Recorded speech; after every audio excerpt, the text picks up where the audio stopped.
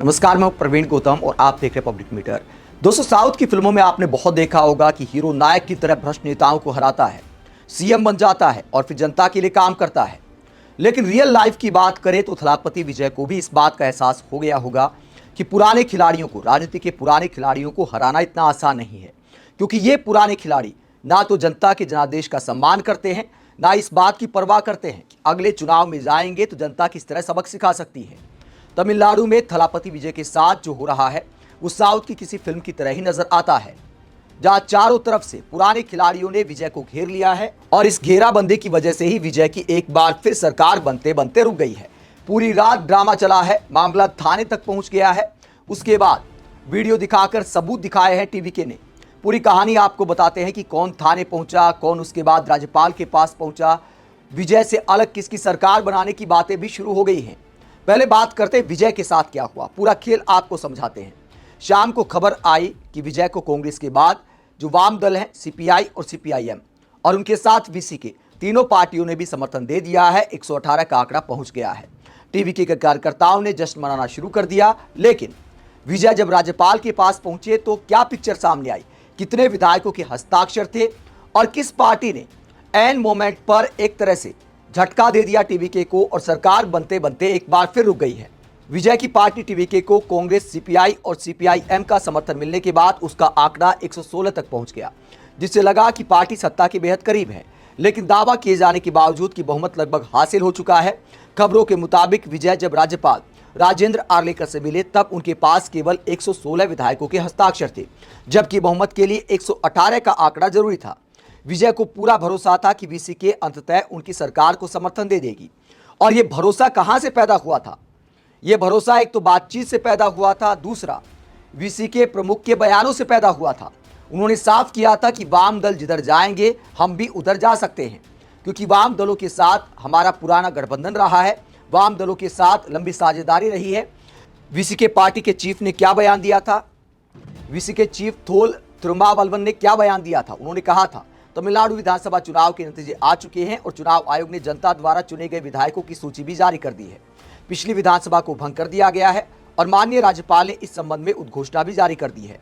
ऐसी स्थिति में यह न केवल समय की मांग है बल्कि लोकतंत्र का सबसे महत्वपूर्ण कर्तव्य है कि नवनिर्वाचित विधायक अपने पद की शपथ लें और राज्य के कल्याण को आगे बढ़ाने के लिए एक नई सरकार का गठन हो। हम बाद में फैसला करेंगे। हम कल शाम अपनी उस स्तरीय समिति की बैठक बुलाएंगे। फिलहाल हम वामपंथी दलों के फैसले का इंतजार कर रहे हैं। क्यों? क्योंकि हम पिछले 10 साल से वामपंथी दलों के साथ मिलकर काम कर रहे हैं। इसलिए इस संकट की घड़ी में हमने वामपंथी दलों के साथ संयुक्त रूप से निर्णय लेने का संकल्प लिया है। यही कारण है कि हम उनके फैसले की प्रतीक्षा कर रहे हैं। तो ये वीसीके चीफ का बयान सामने आया था कि वामपंथी दल जो फैसला लेंगे हम उनके साथ जा सकते हैं। लेकिन ये संकल्प धरा रह गया। ये संकल्प आखिरकार कहां गया? जब वामपंथी दलों ने तो विजय को सपोर्ट कर दिया, लेकिन वीसीके ने एक बार फिर मामला अटका दिया। और क्यों अटका दिया? वीसीके की बार्गेनिंग पॉलिटिक्स इसकी वजह बताई जा रही है। खबरों के मुताबिक वीसीके ने शुरुआत में विजय सरकार को समर्थन देने के मजबूत संकेत दिए थे और इस मुद्दे पर पार्टी की उस स्तरीय ऑनलाइन बैठक भी हुई थी। लेकिन शाम तक पार्टी ने बयान जारी कर कहा कि मीडिया में विरोधाभासी खबरों से भ्रम पैदा हो गया है। पार्टी ने स्पष्ट किया कि प्रमुख नेता थोल तिरुमावलवन शनिवार सुबह आधिकारिक रुख घोषित करेंगे, यानी एक दिन और टाल दिया गया मामला। वीसीके चीफ ने अपनी पार्टी की मीटिंग का जूम वीडियो भी शेयर किया और कहा कि फिलहाल बातचीत चल रही है। अब सवाल यह उठता है कि वीसीके आखिरकार टीवीके से चाहती क्या है? क्यों मामले को अटकाया जा रहा है? वीसीके की बार्गेनिंग पॉलिटिक्स इसकी वजह मानी जा रही है। जैसे जैसे संख्या का खेल तेज हुआ, टीवीके नेताओं ने खबरों के मुताबिक करीब 2 घंटे तक वीसीके प्रमुख थोल तिरुमावलवन से संपर्क की कोशिश की, लेकिन सफलता नहीं मिली। यानी आउट ऑफ रीच हो गए हैं वीसीके के चीफ। सूत्रों के मुताबिक राज्यपाल के सामने बहुमत साबित करने के लिए टीवीके को वीसीके के 2 विधायकों के हस्ताक्षर बेहद जरूरी थे। इसी वजह से देर रात तक पर्दे के पीछे तेज राजनीतिक बातचीत चलती रही। वीसीके के समर्थन को लेकर अनिश्चितता जल्द ही सत्ता साझेदारी की लड़ाई में बदल गई। सूत्रों का दावा है कि वीसीके ने समर्थन के बदले थोल तिरुमावलवन के लिए उप मुख्यमंत्री पद की मांग की। हालांकि टीवीके खबरों के मुताबिक केवल शहरी विकास मंत्रालय देने को तैयार थी, जिससे बातचीत में गतिरोध पैदा हुआ। यानी खबरों के मुताबिक वीसीके के चीफ डिप्टी सीएम की कुर्सी मांग रहे हैं। लेकिन अगर वीसीके के चीफ को डिप्टी सीएम बनाया तो विजय आखिरकार किस किस को डिप्टी सीएम बनाएंगे? ये तो दबाव वाली राजनीति हो जाएगी। ये सरासर ब्लैकमेलिंग वाली राजनीति हो सकती है अगर वीसीके ने ऐसी डिमांड की है, जैसा कि खबरों में सामने आ रहा है। अगर वीसीके समर्थन नहीं देती है तो भी बहुमत का आंकड़ा पहुंच सकता है, लेकिन उसके लिए जरूरी है इंडियन यूनियन मुस्लिम लीग का टीवीके के साथ आना। लेकिन क्या टीवीके के साथ इंडियन यूनियन मुस्लिम लीग आएगी? कांग्रेस के साथ केरल में उनका गठबंधन है, मिलकर सरकार बना रहे हैं, लेकिन तमिलनाडु में साफ कर दिया है इंडियन यूनियन मुस्लिम लीग ने कि हम तो डीएमके के साथ ही बने रहेंगे। गठबंधन में चुनाव लड़ा था, उनके साथ ही आगे बढ़ेंगे। क्या रुख सामने आया है आईयूएमएल यानी इंडियन यूनियन मुस्लिम लीग का? पार्टी ने सार्वजनिक रूप से स्पष्ट किया है कि वो डीएमके नेतृत्व वाले सेक्युलर प्रोग्रेसिव अलायंस के साथ ही बनी रहेगी। पार्टी ने कहा कि हम कल डीएमके के साथ थे, आज भी हैं और कल भी रहेंगे। इस बयान को विजय की रणनीति के लिए बड़ा झटका माना जा रहा है। इसके बाद एक और ड्रामा होता है। यह ड्रामा होता है टीवीके और एएमएमके के बीच, और मामला थाने तक पहुंच जाता है। क्यों थाने तक पहुंच जाता है? एक विधायक है एएमएमके का। जब यह खबर सामने आई कि विजय ने एएमएमके के समर्थन का भी दावा किया है, एक विधायक है कामराज, उनके समर्थन का दावा किया गया है, तो उसके बाद एएमएमके ने क्या कहा? टीटीवी दिनाकरन ने विजय की टीवी 8 पर फर्जी समर्थन पत्र इस्तेमाल करने का आरोप लगाया। दिनाकरन का दावा था कि उस पत्र पर विधायक कामराज के नकली हस्ताक्षर थे और उसी के आधार पर सरकार बनाने का दावा किया गया। इसके जवाब में टीवीके ने एक वीडियो जारी किया जिसमें कामराज समर्थन पत्र पर हस्ताक्षर करते दिखाई दे रहे थे। पार्टी ने दावा किया कि हस्ताक्षर टीटीवी दिनाकरन की मंजूरी से किए गए थे। इसके बावजूद दिनाकरन ने कथित जालसाजी को लेकर टीवीके के खिलाफ शिकायत दर्ज करा दी। थाने पहुंच जाते हैं टीटीवी दिनाकरन। उन्होंने कहा कि हमारे विधायक के नाम पर फर्जी और जाली समर्थन पत्र जमा किया। हमारे पास केवल एक विधायक है, इसलिए उन्हें लगा कि उसे आसानी से तोड़ा या खरीदा जा सकता है। जिसने भी वो पत्र जमा किया, मेरे वकील ने मुझे बताया कि वो टीवीके के सदस्यों द्वारा दिया गया था। फर्जी समर्थन पत्र विवाद में पुलिस तक मामला पहुंच जाता है। टीटीवी दिनाकरन बयान देने के बाद थाने पहुंच जाते हैं, शिकायत दर्ज कराते हैं, आरोप लगाते हैं कि समर्थन पत्र की फर्जी कॉपी राज्यपाल को सौंपी है।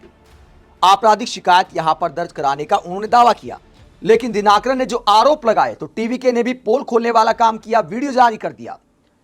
एएमएमके के विधायक का साइन करते हुए, समर्थन पत्र पर साइन करते वीडियो जारी किया गया। देखिए,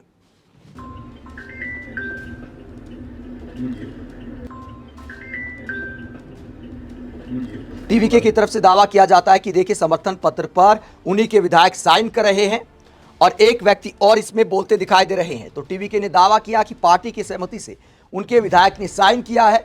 इसमें झूठा समर्थन पत्र या फर्जी समर्थन पत्र देने की बात पूरी तरह से फर्जी है।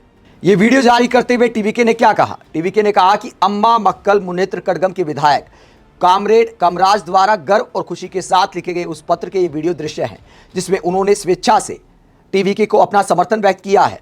अम्मा मक्कल मुनेत्र कड़गम के महासचिव कामरेड दिनाकरन ने अपनी सहमति के साथ कहा था कि वो तमिलगा वेत्री कड़गम का समर्थन करते हैं। हालांकि आवश्यक है कि सभी लोग स्पष्ट रूप से समझें कि ये प्रचारित किया जा रहा है कि उन्होंने वो पत्र नहीं लिखा जो सत्य के विपरीत और भ्रामक है। इन सभी तथ्यों को छिपाते हुए टीटीवी दिनाकरन झूठी खबरें और गलत जानकारी फैला रहे हैं। सामान्य जनता को ये समझना चाहिए कि तमिलगा वेत्री कड़गम को लेकर किसी भी बातचीत या सौदेबाजी करने की कोई आवश्यकता नहीं है। तो टीवीके ने साफ कहा कि हम कोई सौदेबाजी नहीं करेंगे और उनके विधायक ने अपनी मर्जी से समर्थन पत्र दिया था। लेकिन उसके बाद एएमएमके के नेता क्या करते हैं? दिनाकरन पहुंच जाते राज्यपाल के पास और एक नया एंगल ले आते हैं कि एआईएडीएमके की सरकार बननी चाहिए। वो राज्यपाल को समर्थन का लेटर दे देते हैं कि हमारा समर्थन तो एआईएडीएमके के साथ है। राज्यपाल के साथ मुलाकात की तस्वीर आप देख सकते हैं। दिनाकरन राज्यपाल को बोलते हैं कि हम तो एआईएडीएमके के साथ हैं और पलानीस्वामी की सरकार बननी चाहिए। राज्यपाल को अपनी पार्टी का समर्थन पत्र देते हुए क्या कहते हैं दिनाकरन? क्या कहते हैं? इस लेटर में क्या लिखा गया है? राज्यपाल को दिए समर्थन पत्र में टीटीवी दिनाकरन क्या कहते हैं? कहते हैं, मैं टीटीवी दिनाकरन अम्मा मक्कल मुनेत्र कड़गम का महासचिव तमिलनाडु में नई सरकार बनाने के लिए थीरू इडापड़ी के पलानीस्वामी के दावे का पूर्ण समर्थन करता हूं। हमारी पार्टी के उम्मीदवार श्री कामराज एस, जिन्होंने मन्नारगुडी विधानसभा क्षेत्र से चुनाव लड़ा था, उस क्षेत्र के विधायक निर्वाचित हुए हैं। मन्नारगुडी विधानसभा क्षेत्र के विधायक श्री कामराज एस ने इस दावे के समर्थन में इस पत्र पर हस्ताक्षर किए हैं। अतः विनम्र अनुरोध है कि थीरू एडप्पादी के पलानीस्वामी को नई सरकार बनाने के लिए आमंत्रित किया जाए और तमिलनाडु के मुख्यमंत्री पद की शपथ दिलाई जाए। दिनाकरन के इस लेटर ने सवाल खड़ा कर दिया कि क्या विजय के बाद अब एआईएडीएमके भी सरकार बनाने का दावा पेश कर सकती है? तो तमिलनाडु में पिक्चर अभी बाकी है, अब देखना ये होगा कि इसका पटाक्षेप किस तरह से होता है। कुल मिलाकर तमिलनाडु की जनता ठगा महसूस कर रही है। राजनीति के पुराने खिलाड़ियों ने विजय को फिलहाल घेरा हुआ है। अब देखना ये होगा कि रियल लाइफ की इस पिक्चर में विजय अभिमन्यु साबित होते हैं या अर्जुन साबित होते हैं, चक्रव्यूह तोड़ पाते हैं या नहीं तोड़ पाते हैं। आप इस पूरे मसले पर क्या सोचते हैं, कमेंट बॉक्स में अपनी राय जरूर दें। साथ ही चैनल को सब्सक्राइब भी करें। नमस्कार।